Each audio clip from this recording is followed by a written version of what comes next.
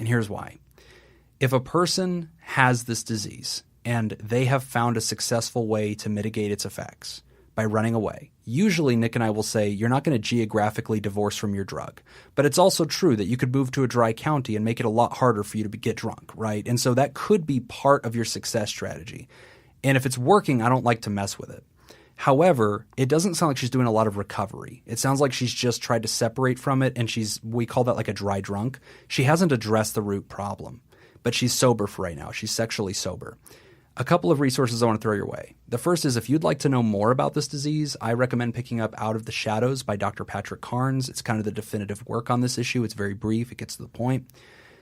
Secondly, I would encourage her to look up Sex Addicts Anonymous. So if you're out there today and you're like, oh, I've heard of Alcoholics Anonymous. Okay. Did you know there's also Narcotics Anonymous? All right, maybe you did. Did you know there's Gamblers Anonymous? And did you know that there's Sex Addicts Anonymous, which is the fourth largest tradition when it comes to this? There's also Sex and Love Addicts Anonymous, SLAA. And SLAA tends to be something a lot more women gravitate toward. They feel a lot more comfortable with that fellowship. But I strongly encourage you to look into Sex Addicts Anonymous, Sex and Love Addicts Anonymous. Buy her the books. Buy her the white book for Sex Love Addicts Anonymous. Buy her the green book for Sex Addicts Anonymous. Let her read that. Let her start learning about the fellowship. And then for yourself, I recommend a manual by Joan Gold, which is called like the Manual for Partners of Sex Addicts or Those Addicted to Sex. And it's a really great handbook that educates you and gives you strategies and you ideas for how you can cope with this as well and be a strong supporter.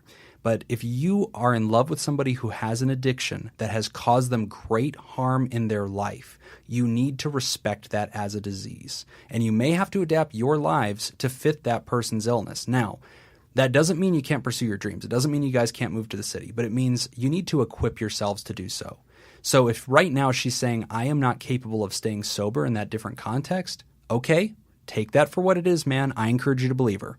And then I encourage you to go ahead and to guide her towards some recovery resources, some therapy, some books, some writing. She has not yet addressed this disease. This is a disease that somebody can recover from, just like gambling addiction, just like alcoholism. The prognosis is good if they engage in treatment and if they follow through long term. If they don't, then they're a dry drunk, and it's a matter of time before they're put in a position to fail, and they will fail. Yeah, good advice.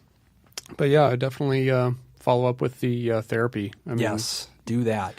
And there's distance therapy, guys. Mm-hmm. You know, I do a lot of that. A lot of the patients I see now are via, platforms that are similar to Skype or by phone. A lot of therapists do that now. And so even if you're out in a rural area, there's no reason that you can't find somebody that's licensed in your state and see them as a provider. I think that's a really great move. Yeah, thanks for writing in. That's all the time we've got for this week's session. Thank you to those who contributed to our show today. We really appreciate it. Remember, pod therapy isn't something you should keep all to yourself. Help us reach others by sharing this episode. You can find us at Facebook, facebook.com/podtherapy, or on Twitter @podtherapyguys. Do you want to add your own advice to today's questions? Post your thoughts at podtherapy.net and join the conversation. I'm Nick Tangeman. I'm Salt Pork. Thanks, and we'll see you for your appointment next week.